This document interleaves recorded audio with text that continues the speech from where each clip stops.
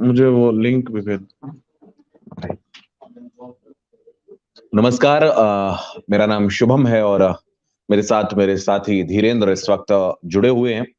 और आज उत्तर प्रदेश और उत्तराखंड में मतदान हो रहा है। उत्तर प्रदेश में दूसरे चरण के लिए आज वोटिंग हो रही है और दूसरे चरण में 9 जिलों की 55 सीटों पर वोट आज डाले जा रहे हैं। आप सभी लोग जल्दी-जल्दी जुड़ते रहिए, इसके बाद हम चर्चा करेंगे और इस चर्चा में कुछ विशेष जानकारी, कुछ विशेष खबरें भी आपको बताएँगे। हमारे सहयोगी धीरेन्द्र भी लगातार हमारे साथ बने। धीरेन्द्र, आपका बहुत स्वागत है। सबसे पहले तो जो लोग ये यूट्यूब लाइव देख रहे हैं और जिन जिन इलाकों में आज ये चुनाव हो रहा है, यूपी में 9 जिलों की 55 विधानसभा सीटों पर चुनाव हो रहा है, उत्तराखंड की सभी 70 सीटों पर चुनाव हो रहा है।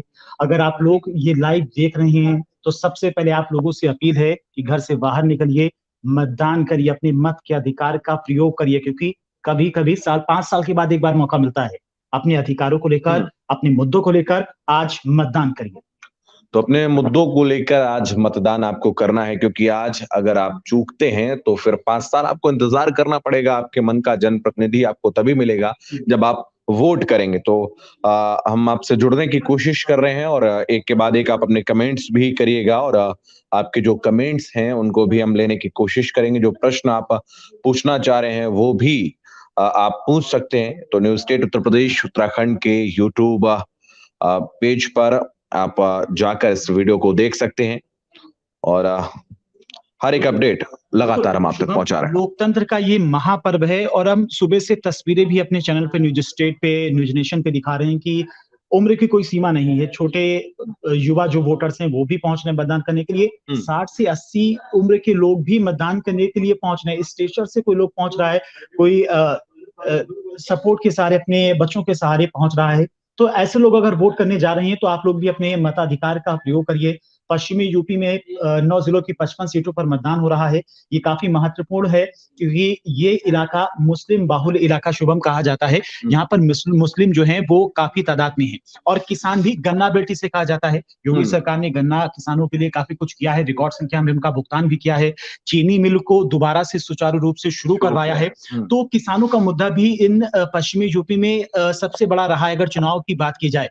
और तुष्टीकरण की राजनीति, चुनाव आते आते बहुत सारे वादे तमाम राजनीतिक पार्टियों की तरफ से किए जाते हैं कि अगर हमारी सरकार आती है तो हम विकास करेंगे, रोजगार देंगे, किसानों की सारी समस्याएं दूर की जाएंगी। लेकिन जब चुनाव का ऐन वक्त आता है, जो प्रत्याशी उनकी तरफ से मैदान में उतारे जाते हैं, उसमें कहीं ना कहीं साफ झलक एक तुष्टीकरण की दिखती है, जातीय समीकरण साधने की कोशिश की जाती है। लेकिन अपने मुद्दों को लेकर आप लोग, हम सबसे लगातार अपील भी कर रहे हैं अपने मुद्दों को लेकर। जो सरकार विकास कर रही है, जो सरकार आपके भविष्य के बारे में सोच रही है, आपको रोजगार देगी, किसानों की सबसे बड़ी जो समस्या है, मुफ्त उनको सिंचाई के लिए बिजली दी जाए, साथ ही साथ उनके ऊपर लगातार जो कर्ज बढ़ता जा रहा है उसको कैसे खत्म किया जाए, साथ ही साथ जो उनकी फसल है, उनकी फसल की कीमत को कैसे बढ़ाया जाए, उनकी आय को दोगुना कैसे किया जाए। इन तमाम मुद्दों को लेकर जो सरकार अगर काम कर रही है, आप उसी सरकार को वोट दीजिए, क्योंकि आपका एक वोट सत्ता परिवर्तन कर सकता है। हर एक वोट काफी महत्वपूर्ण है। तो अगर जैसे हम बात कर रहे हैं पश्चिमी यूपी में, पहले चरण में देखा था कि उन इलाकों में जो है गन्ना किसानों को लेकर काफी बातें हो रही थी, क्योंकि ठीक 1 साल पहले हमने तस्वीरें देखी थी। 1 साल तक लंबा संघर्ष किया था कृषि कानून को लेकर तमाम किसानों ने। हालांकि सरकार की तरफ से कृषि कानून वापस ले लिया गया, ठीक तरह से सरकार किसानों को समझा नहीं पाई है। लेकिन अब ये चुनाव का वक्त है, यही वक्त है आपको दिखाने का कि आप किन किन मुद्दों पर सरकार को चुनते हैं।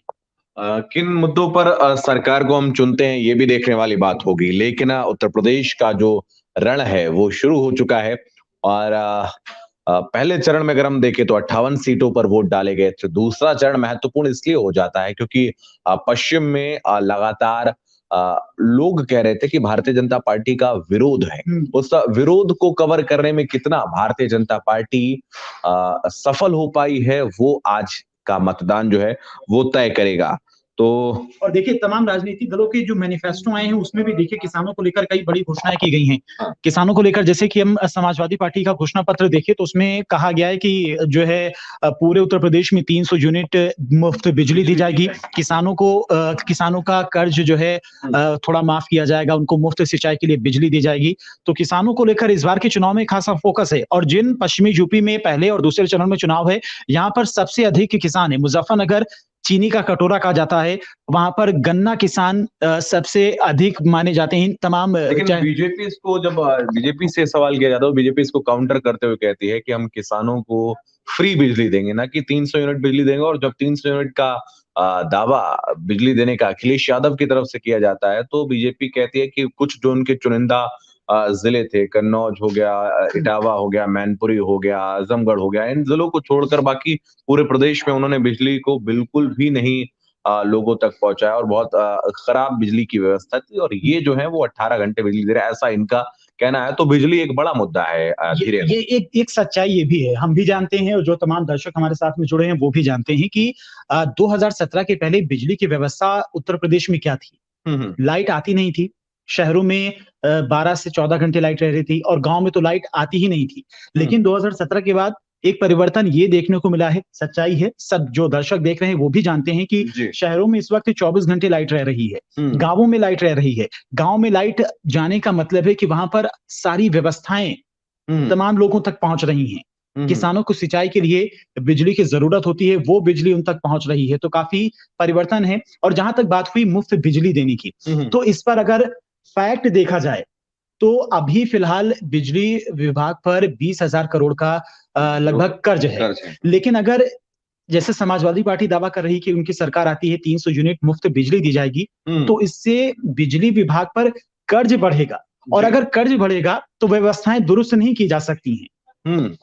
बिल्कुल, कर्ज बढ़ेगा तो व्यवस्थाएं दुरुस्त नहीं की जा सकती हैं। और निश्चित रूप से अगर हम देखें तो अब लगातार लोग जागरूक हो रहे हैं और जो बिजली चोरी पहले हुआ करती थी, उस पर भी कहीं न कहीं रोक लगी है। मीटर जो है वो गाँव में हर घर में नहीं लगे होते थे, अब घरों-घरों में मीटर लग रहे हैं, तो ये भी एक बड़ा मुद्दा है। लेकिन आज के हम चुनाव पर धीरेन्द्र फिर से वापस आते हैं, तो इमरान मसूद को कैसे देखते हैं? पहले कांग्रेस से समाजवादी पार्टी में आते हैं, समाजवादी पार्टी में अखिलेश से मुलाकात होती है, उसके बाद अखिलेश उनको तवज्जो नहीं देते हैं और उसके बाद उनका एक बयान भी आता है कि जिसपे उन्होंने अपशब्दों का भी प्रयोग किया था कि वो बना के रख दिया है, मुसलमानों की औकात यहाँ पर रह गई है। लेकिन फिर उसके बाद आखिर क्या होता है कि इमरान मसूद से दोबारा अखिलेश यादव मिलते हैं और फिर उनको लेकिन चुनाव नहीं लड़वाया, ना ही सीट उनको दी गई है। लेकिन कितना फैक्टर इमरान मसूद का कामयाब होगा? क्या अभी भी वो वजूद है, अब नहीं रह गया? इमरान मसूद एक बड़े लीडर, मुस्लिम लीडर अगर कहा जाए तो गलत नहीं होगा।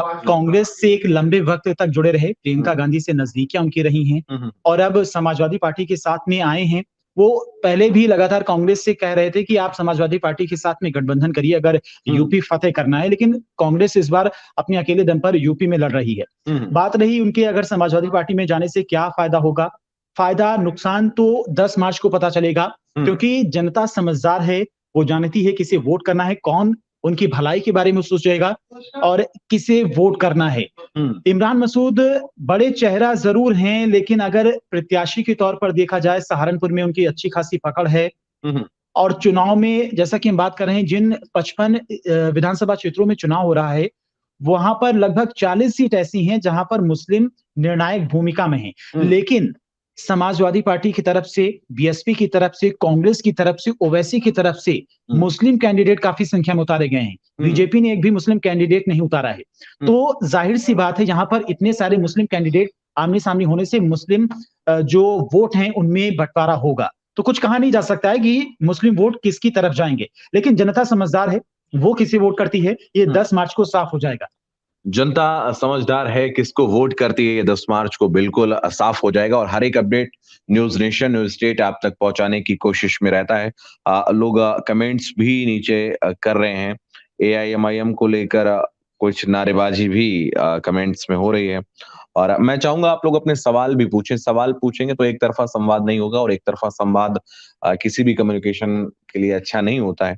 आप सवाल पूछिए, हम अपने सामर्थ्य, बिल्कुल अपने सामर्थ्य के अनुसार आपको जवाब देने की कोशिश भी करेंगे। अब धीरेन्द्र, इस वक्त तमाम मुद्दे हैं। अगर हम उत्तराखंड पर आए, उत्तराखंड में पलायन एक बहुत बड़ा मुद्दा है।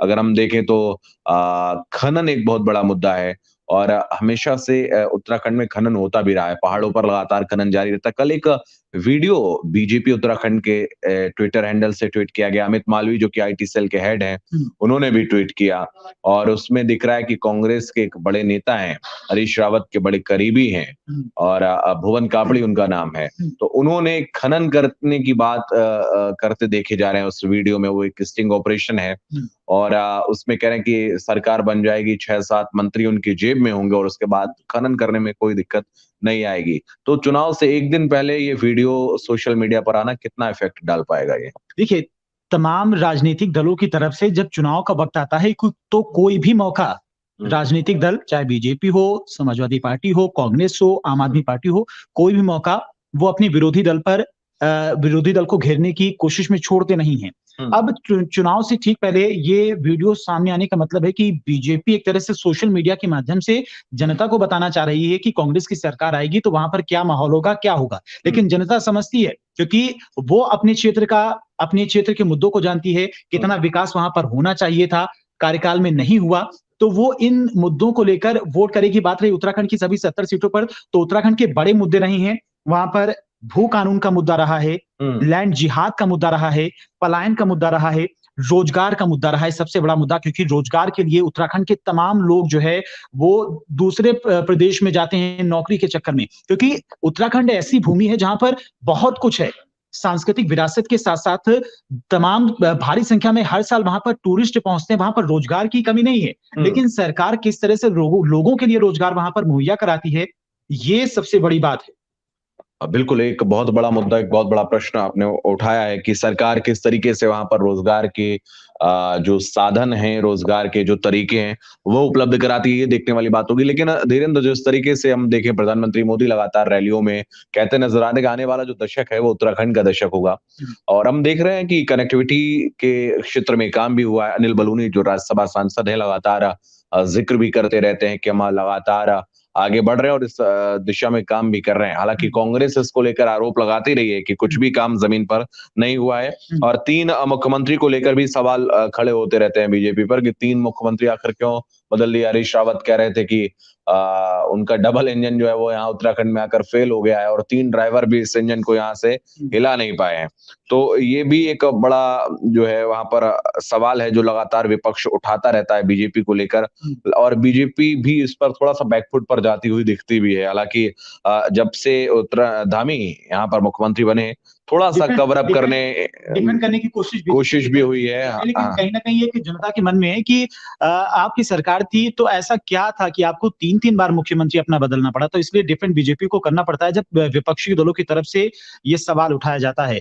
रही बात, आपने कनेक्टिविटी की बात की थी, उत्तराखंड की कनेक्टिविटी को लेकर, तो उत्तराखंड में कनेक्टिविटी इसलिए भी ज़रूरी है क्योंकि उत्तराखंड की सीमा चीन से लगती है। अगर चीन के साथ में कोई तनातनी होती है, तो हमारे जो सशस्त्र बल हैं, जो हमारे डिफेंस के जो तमाम गाड़ियां हैं, युद्धपोतक जो हैं, वो सीमा तक मतलब पहुंचने में उनको समय ना लगे, इसलिए कनेक्टिविटी वहां पर बहुत जरूरी है। साथ ही साथ 4 धाम वहां पर है, वहां पर 4 धामों की कनेक्टिविटी कैसे होनी चाहिए, सुचारू रूप से होनी चाहिए, क्योंकि हजारों की संख्या और एक 5वां सैन्य धाम भी बनने जा रहा है। तो एक तरह से सांस्कृतिक विरासत वहां पर बहुत है। तो हजारों लाखों की संख्या में हर साल श्रद्धालु वहां पर पहुंचते हैं, लेकिन हम जब देखते हैं जब बारिश का मौसम वहां पर आता है तब काफी दिक्कतें होती हैं। जो टूरिस्ट पहुंचते हैं उनको घंटों जाम में फंसना पड़ता है। तो कनेक्टिविटी वहां पर एक बड़ा मुद्दा है।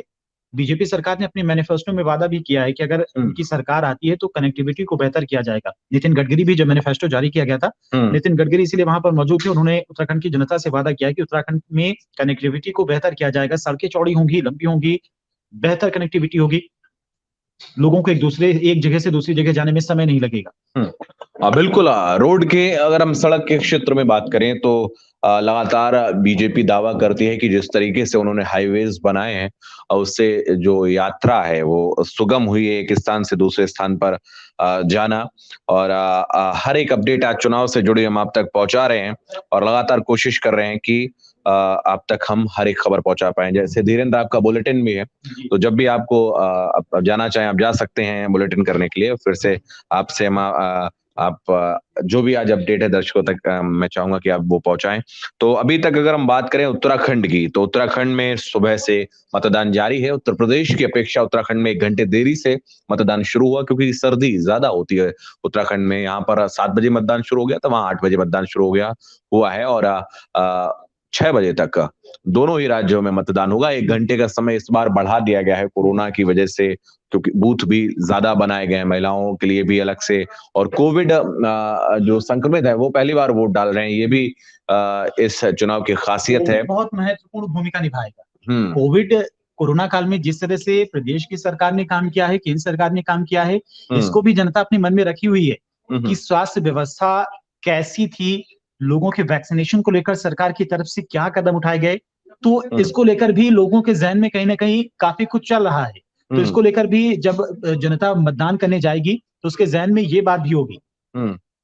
बिल्कुल, ये एक बड़ा मुद्दा है, एक बड़ा विषय है कि कोविड कितना इसमें भूमिका निभाएगा। और जिस तरीके से हम देखें धीरेन्द्र, कोरोना निश्चित रूप से जब पलायन शुरू हुआ था, उस दौरान लोग घरों की तरफ वापस भागे थे, तो सरकार का रोल थोड़ा सा अहम हो गया था।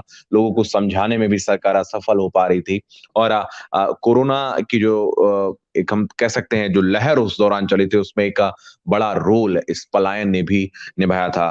धीरेन्द्र, आप लगातार हमारे साथ बने रहिएगा। बहुत धन्यवाद, आप हमारे साथ जुड़े, और मैं चाहूंगा फिर से बहुत सारी बातें होंगी, बिल्कुल बहुत सारे मुद्दों पर अपना आप भी सवाल करिए, नीचे कमेंट में अपने सवाल, अपने मुद्दे रखिए, हम उस पे आराम से चर्चा भी लगातार करते रहेंगे। और अपील जाते जाते आपसे, आप लोगों से अपील हम करना चाहेंगे कि मत का अधिकार का प्रयोग करिए, अपने घरों से बाहर निकलिए, क्योंकि 5 साल में एक बार मौका आता है सरकार को बदलने का, सरकार को दिखाने का। तो 5 साल में एक बार मौका आता है सरकार बदलने का, सरकार को वापस बनाए रखने का, और अपने जो मुद्दे हैं, आपके जो विषय हैं, उनको नेताओं के, जनप्रतिनिधियों के समक्ष रखने का। तो हर एक अपडेट चुनाव से जुड़ी हुई हम आप तक पहुंचा रहे हैं, और लगातार हम आपके साथ बने हुए हैं और लगातार बने भी रहेंगे। और अभी तक के अगर मतदान की बात करें तो सुबह 8 बजे से शाम 6 बजे तक मतदान उत्तराखंड में चलेगा, और 632 उम्मीदवारों का भविष्य अभी इन 82 लाख जो मतदाता हैं वो यहाँ पर तय करेंगे। देहरादून की अगर हम बात करें, उत्तर प्रदेश की अगर हम बात करें, तो 9 जिलों में मतदान हो रहा है, और 9 जिलों की 55 सीटों पर आने वाले 5 साल का जो भविष्य है, जो कर्ता धर्ता है, जो जनप्रतिनिधि है, वो निर्धारित किया जा रहा है। और लगातार हमारे साथ दर्शक जो है वो जुड़ रहे हैं, और अपने एक जो सवाल हैं, आप अपनी जो राय है वो आप कमेंट्स में हमारे साथ साझा कर सकते हैं, जिसके बाद हम उस पर भी चर्चा करेंगे। हम हर एक खबर, हर एक अपडेट आप तक पहुंचाने की कोशिश कर रहे हैं। अजीत, आप हमारे साथ जुड़ सकते हैं। Most welcome to you. हमारे सहयोगी हैं, डिजिटल टीम के हमारे साथ ही हैं, वो हमारे साथ इस वक्त जुड़ रहे हैं, और हर एक अपडेट हम आप तक पहुंचाने की कोशिश भी कर रहे हैं। तो अजीत, इस दूसरे चरण के चुनाव को आप कैसे देखते हैं? उत्तर प्रदेश में इस वक्त चुनाव हो रहा है, और 9 जिलों की 55 सीटों पर वोटिंग हो रही है। 50% मुस्लिम मतदाता जो हैं वो इस दूसरे चरण के चुनाव में भूमिका निभाएंगे। क्या लगता है आपको? नहीं, बिल्कुल शुभम, जहाँ तक अगर देखें तो दूसरे चरण का चुनाव है, इसमें बढ़-चढ़कर लोग हिस्सा लेने की कोशिश में लगे हुए हैं कि ज़्यादा से ज़्यादा वोटिंग की जाए और ज़्यादा से ज़्यादा जो सरकार चुनी जाए। एक लोकतांत्रिक देश है हमारा, और यहाँ पर एक निष्पक्ष एक मतदाता वो चुना जाता है, एक कैंडिडेट चुना जाता है, उसको एक आप अपील कर दीजिए एक बार, जो स्टेट के जो दर्शक हैं, जो हमको सुन रहे हैं, जो देख रहे हैं, उनसे अपील कर दीजिए कि वो वोट जरूर डालें। जी, बिल्कुल, मेरी सभी से अपील है कि ज़्यादा से ज़्यादा वोट डालें, और जहाँ भी चुनाव हो रहे हैं आपके आसपास, जिस भी बूथ पर चुनाव चल रहा है अभी, वोटिंग हो रही है, वहाँ पर जाएँ और अपना मत का जो बहुमत मत जिसको बोला जाता है, प्रयोग करें उसको, और ज़्यादा से ज़्यादा संख्या में जाकर और एक लोकतांत्रिक सरकार का निर्माण करें। मेरी जो अपील है कि आप जिस भी सरकार को चुनें, एक बेहतर सरकार चुनें, और अपने हिसाब से जिसको भी वोट दें, एक बेहतर वोट दें अपना। बिल्कुल, आप अपना मतदाता चुन सकते हैं। थैंक यू अजीत, आपका जुड़ने के लिए। तो हम लगातार यही अपील कर रहे हैं न्यूज़ स्टेट के दर्शकों से कि आप वोट डालने जरूर जाएं। आपकी जो राय है वो भी आप कमेंट्स में हमारे साथ लिख सकते हैं अपनी राय को, और हम पूरी कोशिश करेंगे कि आपको आपके सवाल का जवाब जरूर मिले। हर एक अपडेट, हर एक खबर आप तक पहुंचाने की कोशिश हम कर रहे हैं। लगातार हम जुड़ते रहेंगे और फिर से जुड़ेंगे। थैंक यू सो मच आप सभी का जुड़ने के लिए। मतदान जरूर करें।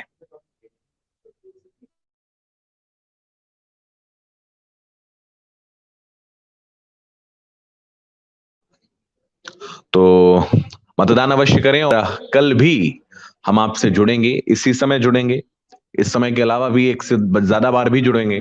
तो अपना मतदान जरूर करें, अपनी राय हमारे साथ साझा करें, और लगातार देखते रहें न्यूज नेशन, न्यूज स्टेट, और अपना जो प्यार है, अपना जो स्नेह है, वो हम सबके साथ बनाए रखें। Thank you so much.